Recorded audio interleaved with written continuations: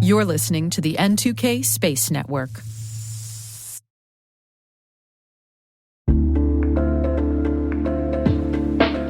And now, a word from our sponsor, SpyCloud, the cybercrime analytics leader. SpyCloud disrupts cybercrime by telling you what criminals know about your business and your customers, so you can take action to prevent ransomware, session hijacking, account takeover, and online fraud. SpyCloud constantly recaptures and analyzes new data from the criminal underground, including credentials, session cookies, and PII siphoned from malware-infected devices. With knowledge of the specific exposed data criminals have in hand from InfoStealer malware on managed and unmanaged devices, security teams can respond with a more efficient and effective process called post-infection remediation that fits seamlessly into existing incident response frameworks. Get SpyCloud's post-infection remediation guide outlining the 7 steps for preventing a malware infection from becoming a full-blown ransomware incident. Visit spycloud.com/cyberwire. That's spycloud.com/cyberwire. And we thank SpyCloud for sponsoring our show.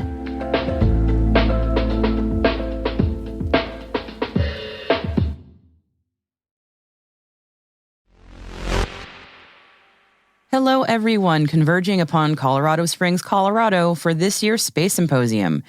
The 38th Annual Space Symposium kicks off today, and it is the biggest international event for all things space across commercial, government, and military sectors, with over 10,000 space professionals expected to attend this year.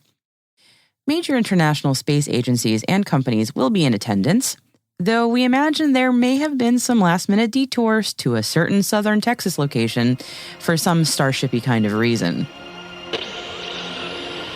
T-minus 20 seconds to LOS Egress. Go for deploy.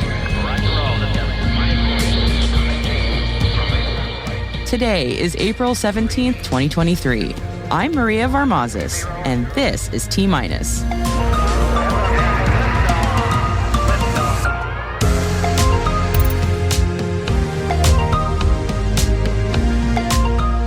It's Space Symposium Week, wet dress rehearsal for Starship. The UK launches the International Bilateral Fund. Orbit Fab gets a Series A round. And my interview with Steve Lazinski, board chair of the Aerospace Village, on their mission, programs, and upcoming activities at the RSA conference next week. And lots more today, so stick around.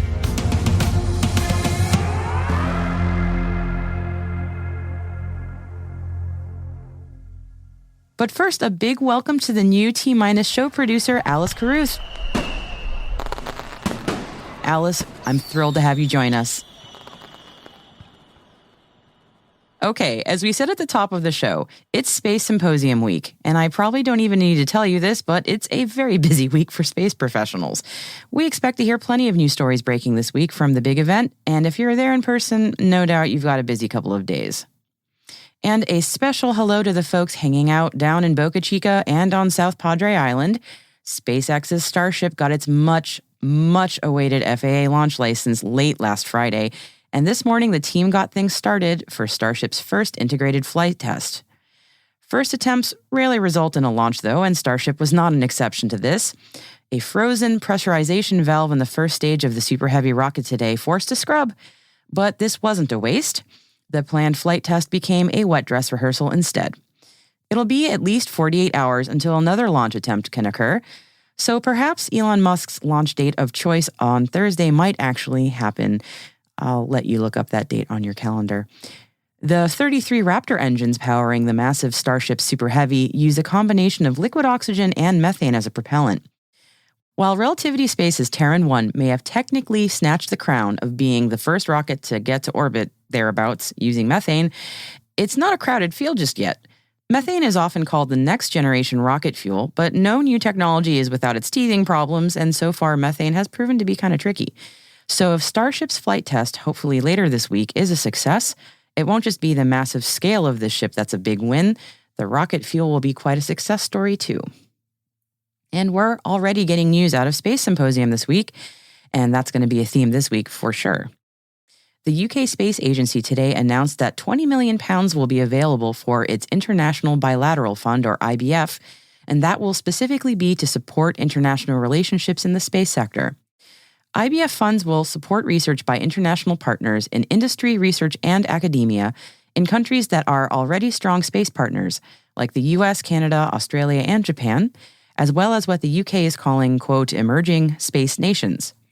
In the first year, up to 30 projects could get up to £75,000 in a Phase 1 proposal, and if successful, there could be up to £1.5 million in second-round funding. It sounds somewhat similar to the SBIR program in the US, and the IBF is open to proposals until June 9th. Gas stations in space just got a funding round. Orbit Fab today announced they've raised $28.5 million in Series A funding, led by 8090 Industries, with additional funding from Stride Capital, Industrious Ventures, Lockheed Martin Ventures, Tribe Capital, Good Growth Capital, and Massive Capital Partners. Orbit Fab is working on extending the life of satellites on orbit by offering refueling services, and this Series A funding will help them grow as they get ready to deploy their first on-orbit services, including a mission for the Defense Innovation Unit expected to launch in early 2024. And after a few delays, SpaceX's Transporter 7 rideshare launched over the weekend on Saturday, delivering over 50 spacecraft to a sun-synchronous orbit aboard a Falcon 9 rocket that lifted off from Vandenberg Space Force Base. Most of the craft aboard were microsatellites and nanosatellites, and many were sent to augment existing constellations. Transporter 7 is launch number 23 for 2023 for the SpaceX Falcon 9 series. And little surprise here that SpaceX is still dominating the market for small sat launches. Even with a price increase last year, launch costs on a Transporter rideshare for a 200-kilo satellite is still something of a bargain at $1.3 million. This next story now from China Daily.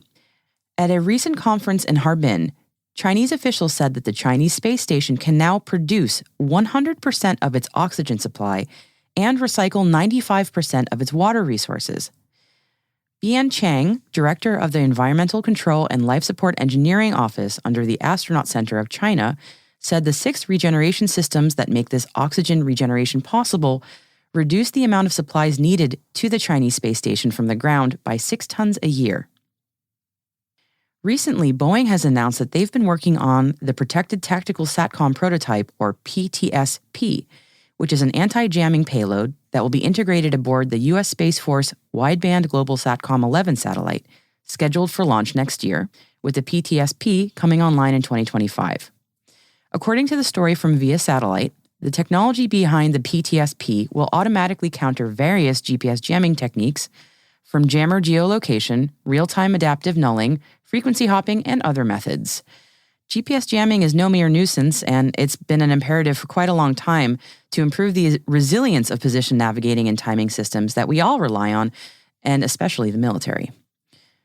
The FAA says that as space launches continue to ramp up the cadence, they may need to play fair with commercial air travel and share the airspace near launch sites. As the 2023 travel season ramps up here in the United States, there's concern from the FAA that the already very crowded skies over Florida specifically don't need any more disruption, and the launches from the Space Coast might just make things worse. As a result, the FAA says they're considering delaying commercial space launches if they could be potentially too disruptive to commercial air travel, or if they are too close to major holidays or sporting events. Launches and launch scrubs mean a lot of planes idling on the tarmac, and that's not good for anybody or the planet.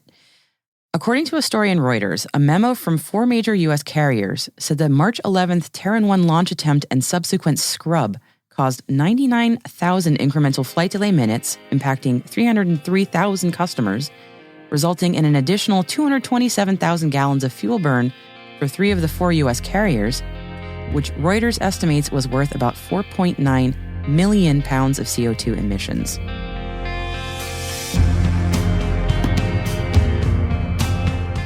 Coming up next, my interview with Steve Lazinski of the Aerospace Village, right after this break.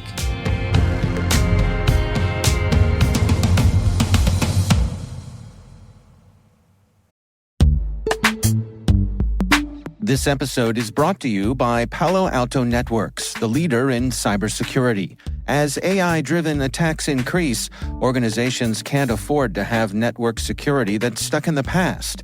Discover how Palo Alto Networks can help you predict what's coming and proactively secure against it with a zero-trust, AI-powered network security platform built to secure whatever, whenever, wherever. To learn more, visit paloaltonetworks.com/network security platform.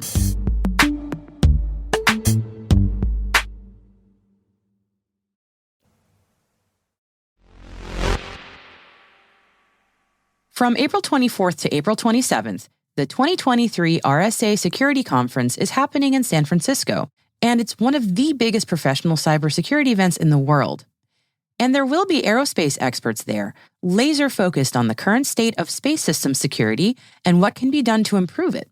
To do that, they'll be teaming up with some of the best minds in cybersecurity research at an ongoing event at RSA called the Aerospace Sandbox. Facilitating this cross-functional collaboration is Steve Luzinski, who is the chairman for the board of directors at the Aerospace Village, which is running the Aerospace Sandbox. Here's Steve with more on what the Aerospace Village is doing at RSA to help with the space sector. The very short version of the Aerospace Village, it's a group of volunteers from all over the world. Lots of folks in Europe and the United States, of course, but also Japan. And we continue to grow. And these folks give their time to support our mission. And the mission is very simple: build, inspire, promote. The idea is building relationships and growing trust amongst government, industry, and hackers, security researchers who find these problems and want to get them fixed because a lot of them have safety implications. The inspire is to inspire folks to get into the workforce, whether it's just into cybersecurity or it's cybersecurity in the aviation and space sector. We're happy to bring them in because we know those folks are out there. They want to get in. They don't always know how, and we know we need them in the workforce. Then the final part is promote. It's promoting awareness of what's going on. Why is it okay to trust all of these systems? Why is it safe when we hear these different claims? And what's really going on, and anywhere that we can help with that to make sure the public knows, yes, these are trustworthy systems. There are smart people working on them, and it's okay to continue relying on them as much as we do. Yeah, so let's dig in a little bit on what specifically is happening at the Aerospace Village at RSA this year. So tell us a little bit what we can see there. Yeah, you bet. So this is our fourth year back, and the idea is RSA saw the value of what we do at other conferences in bringing in that technical expertise, not vendor pitches. Nobody's selling a product. I'm sure they're happy to take your money if you really want to buy something, but it's a chance to get hands-on with a business conference and a business audience and show them what's being done, not only in our area, but there's industrial control systems, there's car hacking, there's Internet of Things. All these groups are in the sandbox. And so we are bringing in our partners. We have Boeing, who's talking about some supply chain security and how they maintain the security of aircraft throughout its lifetime. Pen Test Partners has an Airbus simulator, and they use that they built that, and they use that to demonstrate some of the work they've done on vulnerabilities in electronic flight bags. Intelligenesis is another partner, and they have a demonstration about industrial control system security using a runway lighting scenario and some gear that they have built. And also we have CT Cubed. It's a small company. They have built real and virtual a Mars rover demonstration model and a drone demonstration model. And what they're focusing on is the building cybersecurity when you're doing pure engineering to design something. So that is using a space-based system to demonstrate that. And then we're also very fortunate because we have all these things on both the space and the aviation side. We have two speakers. We have one that's from the FAA, talking about the FAA's role in aviation and cybersecurity efforts there. But also another speaker that I think your audience from a space perspective will enjoy if they're out there. He's a researcher from the University of Finland, and his team does a lot of research associated with satellite gear, not just the satellite vehicles themselves, but also the ground control systems, and specifically some of the emergency beaconing systems that we might take advantage of if we're out lost hiking. there's an aircraft crash, these automatic beacons go off, and the things that they're finding, again, because they find these vulnerabilities and they want to make sure they get fixed. And he's going to be talking about his experiences. So a wide range of things that hopefully your audience is able to come out and enjoy with us. That sounds fantastic. Yeah, I hope so. That sounds great. What are you seeing in terms of how cybersecurity is being built into the engineering processes? Is this something where there's greater maturity, or is there still sort of a resistance to it, or convincing needed? It depends answer. Unfortunately, it depends on okay. who you're talking to and where. There are opportunities for improvement. Let's put it that way.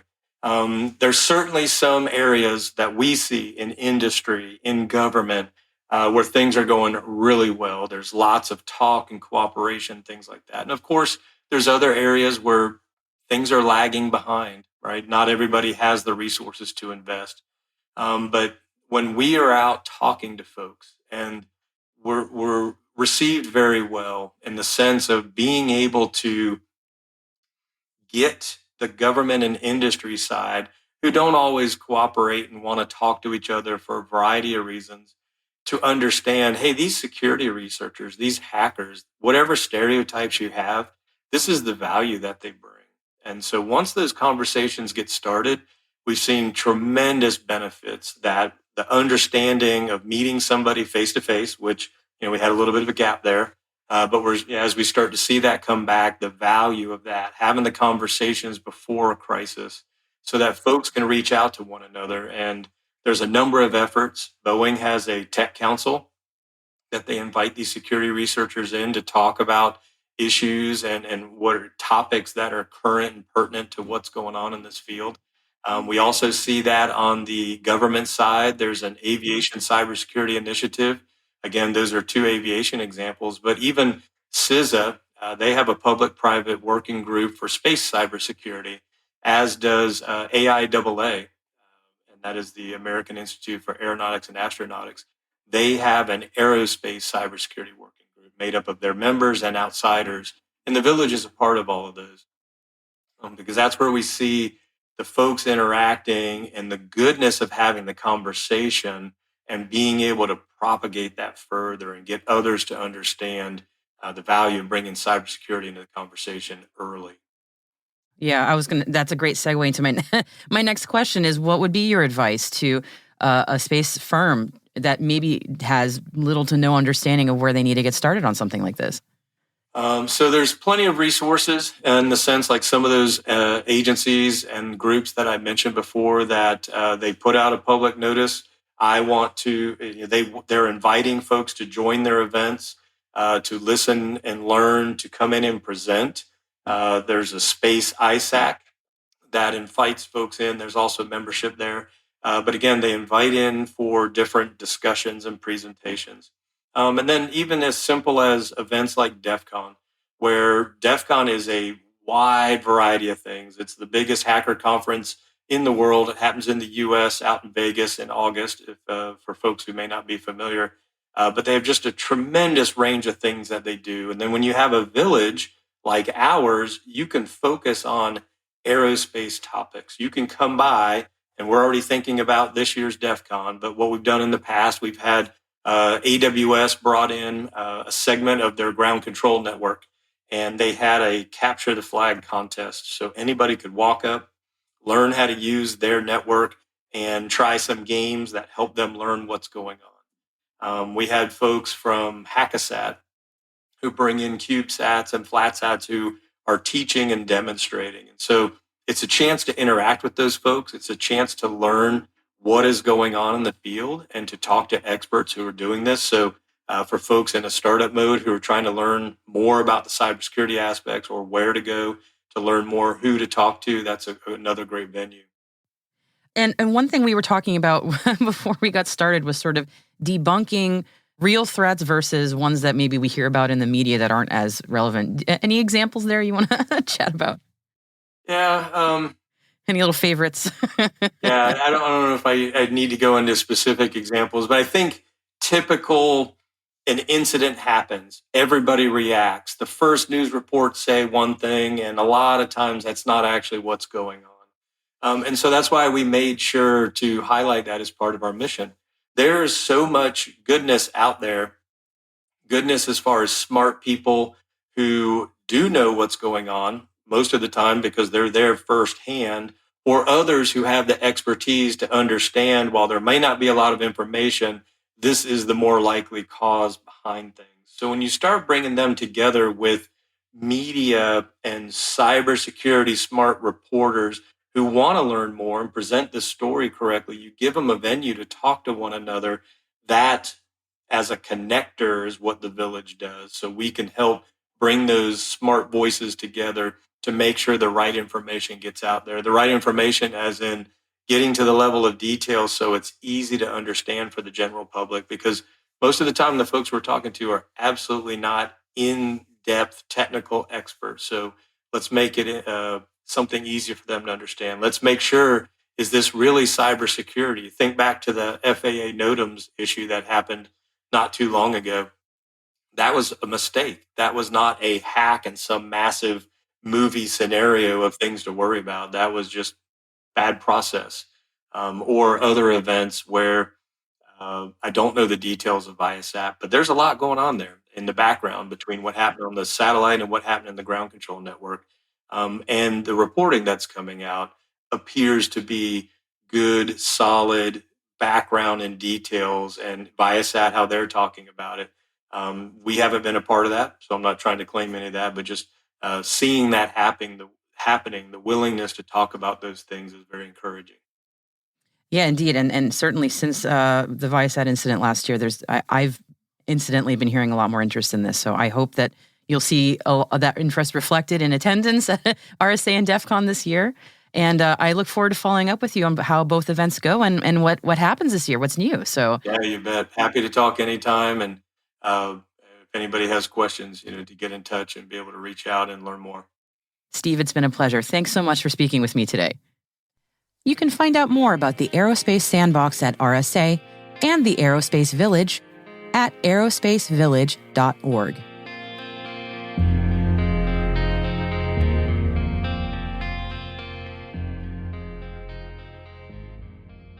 We'll be right back after this quick break.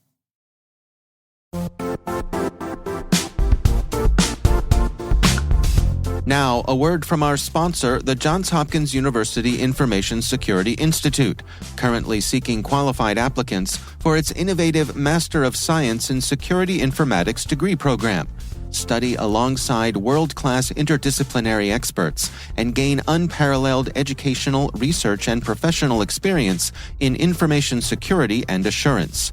Interested U.S. citizens should consider the National Science Foundation's CyberCore Scholarship for Service program, which covers tuition and a $6,000 annual professional development allowance, as well as providing a $37,000 additional annual stipend.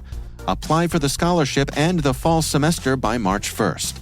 Learn more at cs.jhu.edu/MSSI.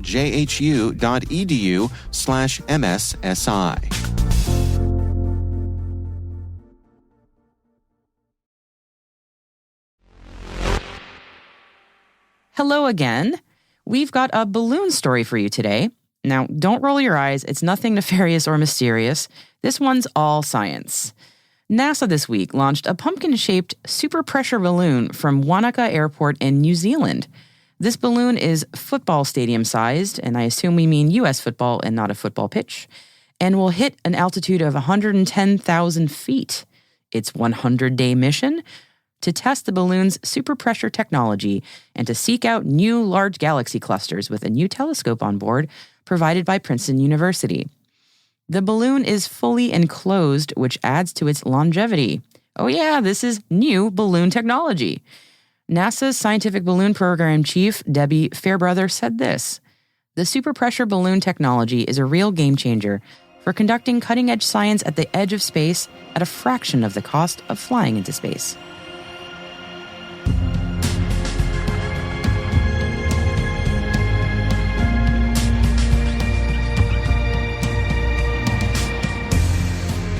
And that's it for T-Minus for April 17th, 2023. T-Minus is a production of N2K Networks, your source for strategic workforce intelligence. For additional links and resources from today's report, check out our show notes at space.n2k.com. Elliot Peltzman composed our theme song. Mixing by Elliot Peltzman and Trey Hester. Alice Carruth is our producer. Our executive producer is Brandon Karpf. And I'm Maria Varmazes. See you tomorrow. T-minus